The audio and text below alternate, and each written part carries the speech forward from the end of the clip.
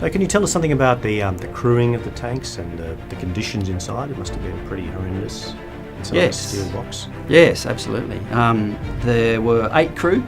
They were essentially split into the driving crew and the weapons crew. There was a commander, a driver and 2 gearsmen, and so the driver and the commander sat in the forward part of the hull, and when it came to wanting to turn a corner, the commander would yank on the brake lever, which would apply the brakes to whichever track he was trying to brake, and then the tank would very slowly, in a long, large arc, would be able to turn. For any sharp turns that they needed to make, the commander would have to signal the gearsman, who would then, depending on which way they wanted to turn, one side would put their track in, their gear and their track into neutral, and then the other driver would put his in fast forward, and the tank would then basically be able to turn on its own dimensions.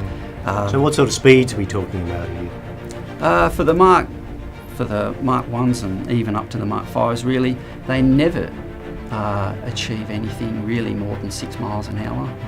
And that would be on good ground as well, wouldn't it? Exactly, yeah. So over really rough, boggy ground, you're probably looking 2-3 miles an hour. Potentially, yeah, that's right. So the need for speed, though, is kind of not really a requirement for those particular tanks. The way they're being used is they're meant to maintain very close distance to their infantry units that they're fighting with.